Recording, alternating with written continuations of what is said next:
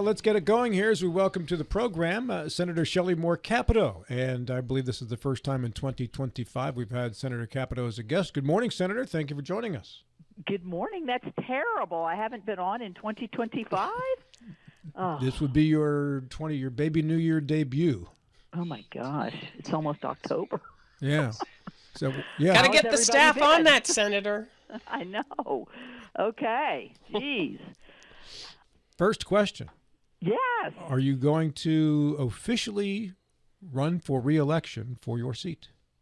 Well, that's a question that I've been asked, and I don't know why I wouldn't do that. I haven't made an official announcement, but I'm certainly looking in that direction very positively and hoping that folks in West Virginia feel positive towards me in 2026. I don't know why I wouldn't, the same as yes, I will? Yeah, I mean, I think it is. All right, I'll take it. I'm not being evasive. I haven't made an official announcement. It's just I got so much work to do here that I've been concentrating on that. All right, very good. Yeah. Next, this is obviously the news right now, and that is with the way we do government now, they're all done on CRs as opposed to actual budgets. Is that going to stop anytime soon? Will there be a government shutdown in the middle of all that? And where are you on yes or no with the current CRs? Well, I mean, I am for a 7-week CR is what's in front of us. It's called a clean CR. It's not loaded up with a bunch of spending on other things. We do have a little bit more function on our appropriations committees this year than we've had in past years, in that we've passed 3 bills all the way through the Senate. And last year, the leader then, Chuck Schumer, didn't even bring any of them up. So 3 is better than none, although we have 12. And so I think we cannot shut the government down. It's always a misery march. It's a road to nowhere. You just have to open it back up, and it really disappoints the American people that we aren't getting our work done. But time will tell. September 30th is the date. We're going to have a CR, I believe, that comes over from the House in front of us here in the next several days, and I plan on voting for it to give us those 7 weeks of time to iron out some of the other details that we need to. Can you take us through the civics part of this in terms of how many votes you need to have in the Senate to get a CR passed? Is that a simple majority? No, it's not. It's 60 votes, and we need it to be bipartisan. Again, the leader, Chuck Schumer, as the Democrat leader, has said that he will not support it. And that he wants to attach really a Obamacare premium that's set to expire at the end of the year, which is $300 billion. I think that we are working on how to address that issue, and I think the best thing to do is to keep the government open as we figure out the best way, working with the White House to address the issue of that cliff of premiums from the Affordable Care Act. Is there a way to get around the 60 votes if you can't get them? No, we have to have the 60 votes here. In the House, it's a simple majority. Over here, it is 60 votes to move through, and there's no way to, unless you break the filibuster, which I'm not going to vote in favor of, and I don't think it would that would pass. I don't think that's a good idea. It protects the rights of the minority and really forces us to compromise, and that's where you see. Normally, these, during the Biden administration, I think we had 8 continuing resolutions that passed, and all the Democrats voted for it, and a lot of Republicans to get that done. So I think that's the best way to go about conducting our business without shutting the government down. It just is. It's very disruptive to too many people to have these kind of hijinks. I want to go through a couple other things on the checklist of business we want to make sure we cover with you today that you want to get the word out on. And Maria and John will have questions for you also. And one of those is Academy Day events. I know you want to get the word out for students who apply to a military academy. I do, and it's especially important in the Panhandle because we really have a lot of students that go from Jefferson or Washington or Martinsburg, the high schools in the Eastern Panhandle, to go to either West Point, the Naval Academy, Air Force Academy. Some go to the Coast Guard or Merchant Marine. And so what we try to do is get the word out and have these open houses. We're going to have an open house in the Panhandle at Jefferson High on Saturday, September 27th from 2 to 4.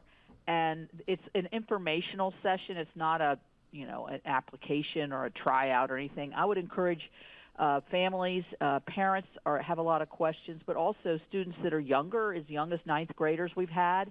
And it's a really good way, I think, for people to find out what the process is. These are incredible opportunities for our young people, and I want as many West Virginians in there as we can possibly have. So I really want to push this on Saturday the 27th from 2 to 4 at Jefferson High.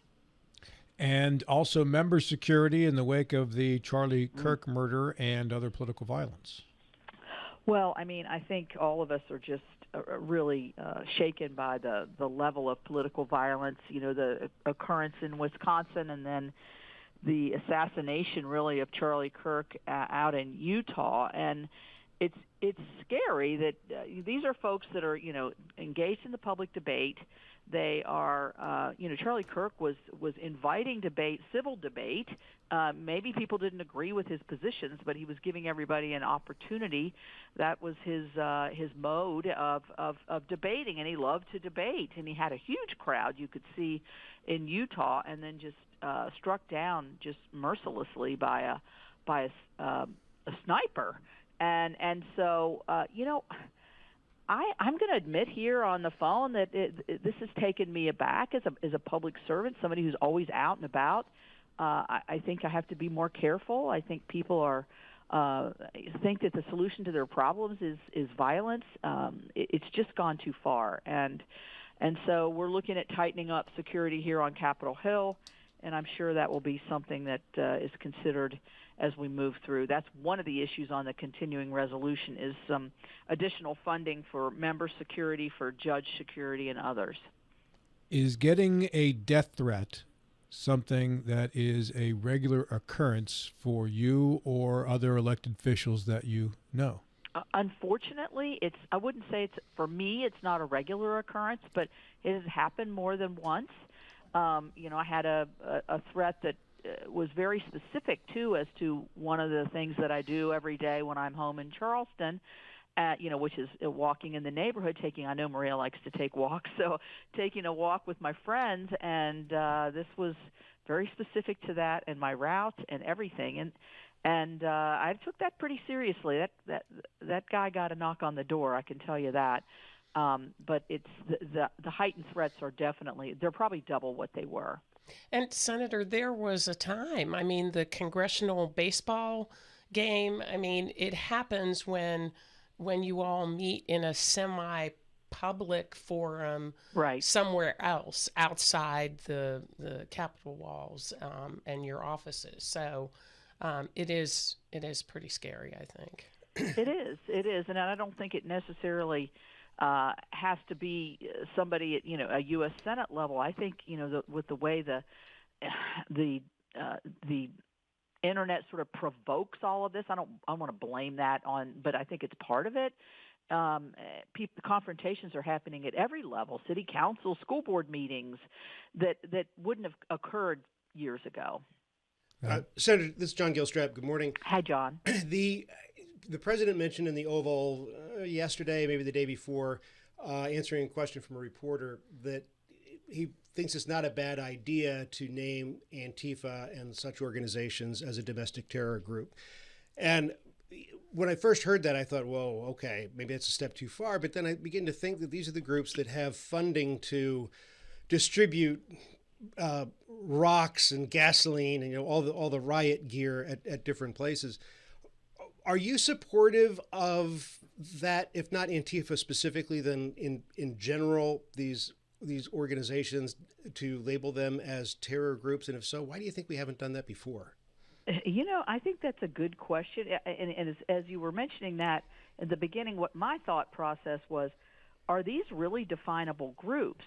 Do you have a meeting every week where Antifa meets? I think they're so loosely organized that I think in some ways it would be hard to attract.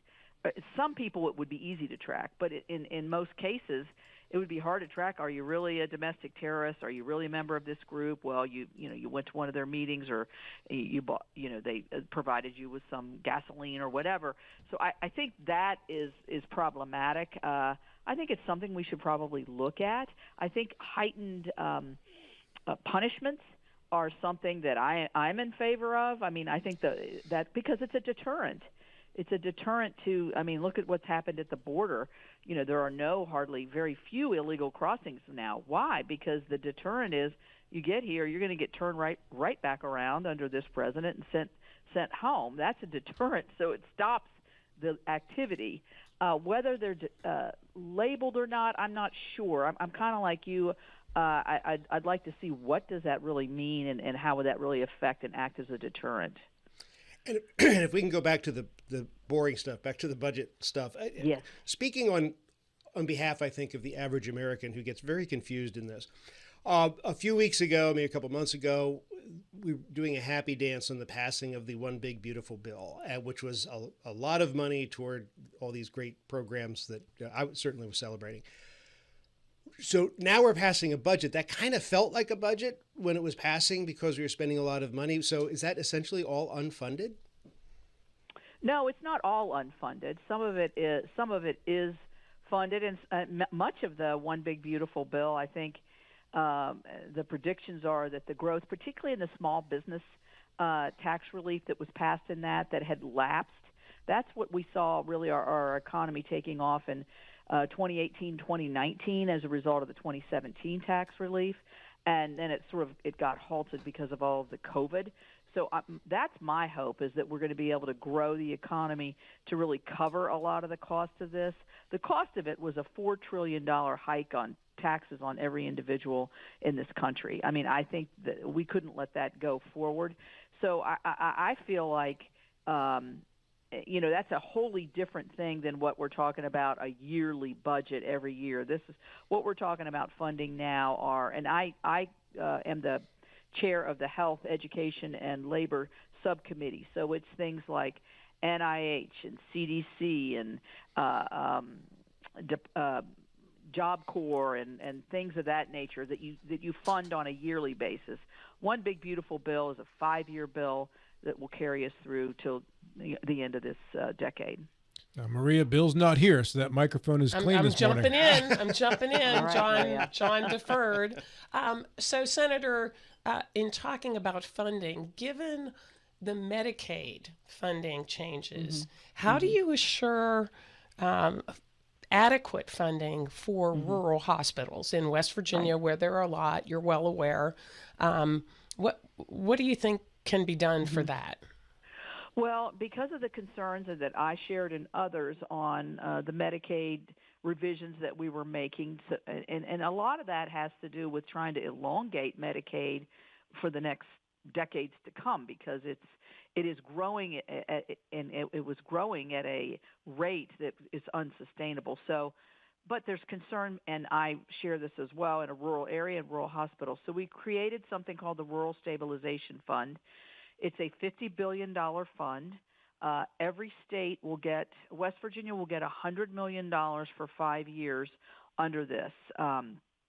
It's 50% more than what we spend on Medicaid every year. So I think this is a transformational change to do things like technologies, workforce, other areas where we see hospitals that might have had, 50 beds before are only at the 10 to 15 bed limit. They're hardly sustaining that. They're no longer delivering babies. And to try to get a model where we have emergency rooms and healthcare close by in the rural areas, and that we can sustain those facilities.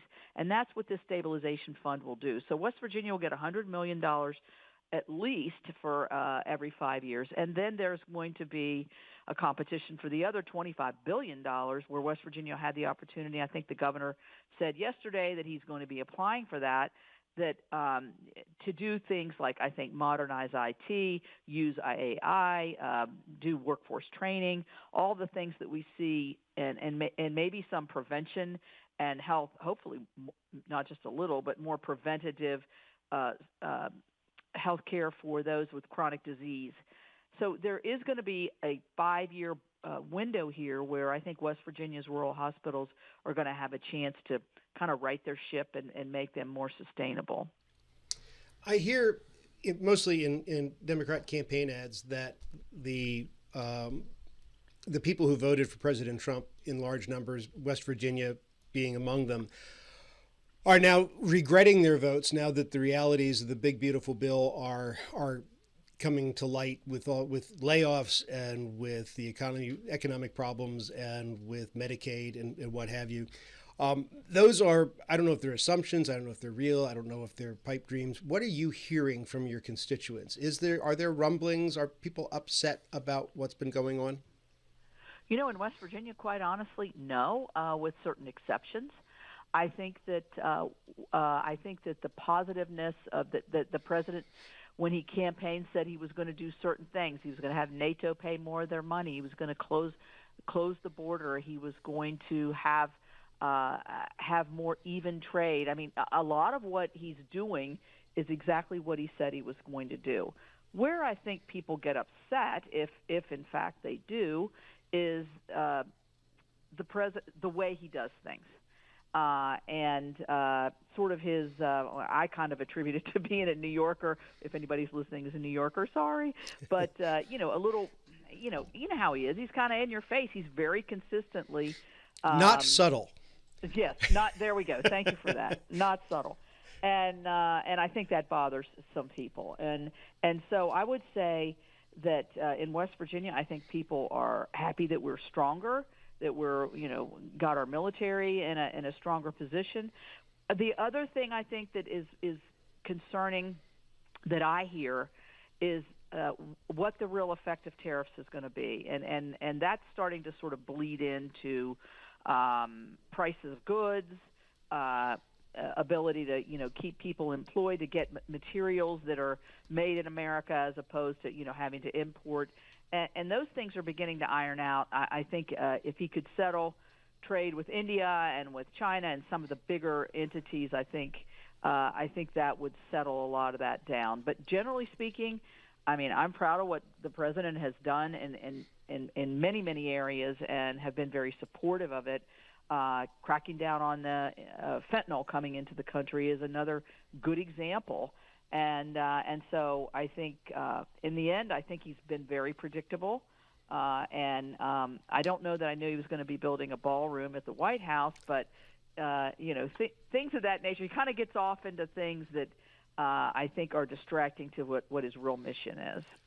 So, Senator, you just alluded to the whole tariff situation. How do businesses predict what the tax structure is going to be in 6 months? I hear, small businesses, large businesses, my position with the chamber, people are just like, I don't know.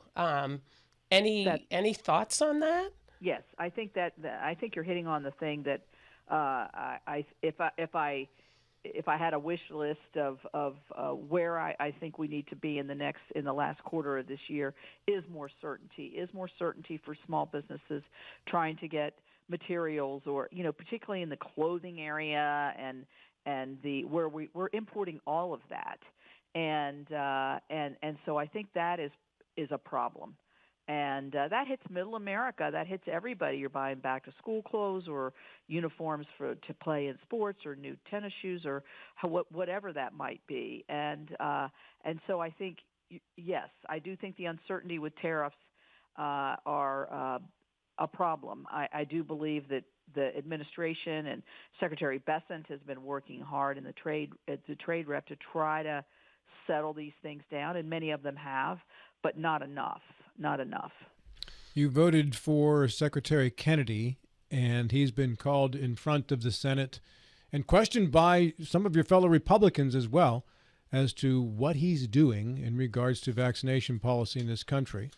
Many people are uncomfortable with it. Do you have any buyer's remorse over that vote? No, I don't have buyer's remorse over that vote at all. I am a proponent of, and I told him this when we talked, when he came in to ask for my vote for his nomination and to get to know him. I believe that vaccinations have prevented a host of diseases, polio, measles, we could go down the list, since I was a child. And I think that they're tried and true, and that they are something that we should continue. And so I think there's a groundswell of support for that. The president has spoken very similarly to what I'm saying. I think that the secretary obviously has, he told me sitting in here he's not anti-vax, and I tried to explain to him, but your message of vaccinations are, causing, whatever. He says, but those are just my personal opinions. I said, but you're in a position where your personal opinions matter because you're the head health officer, and I think a lot of that was touched on in the hearing, both by Republicans and Democrats. So I'm hoping that in our states that cooler heads will prevail here, and that we move forward with smart vaccination policy that keeps our kids safe. I mean, that's a natural. I always go back to, this is like going back to the ancient history, but when my mother took me to Glendale Elementary and I had a sugar cube that had liquid on it, that I'm not going to get polio because I'm taking this. My parents were so excited to be able to prevent a disease that they've seen around that had permanently impacted people's lives. Mitch McConnell's a good example of that. He had polio as a child. He still has the residual problems all these decades later. And so I think we just need to be smart and listen to our health experts. Well, let's be honest. If we could get every medicine to be applied by sugar cube, everybody would be healthy. Everybody vaccinated. We'd all be current on all of our shots. Just give them a sugar cube. We do love sugar. Yeah. Senator Capito, we have 1 minute left. I don't think we need to, mandating the COVID vaccination, I'm drawing the line there. I mean, that to me is not, is way, there's all kinds of optional vaccinations. That one needs to be in the optional pile. If you are health issues or you're immunocompromised and you feel you need a COVID vaccination, then it should, you can go get it. But I don't think it should be required for anybody. On that note, we are out of time. I thank you very much for yours, Senator Capito. Thank you all. Have a great day. Thank you. Bye-bye.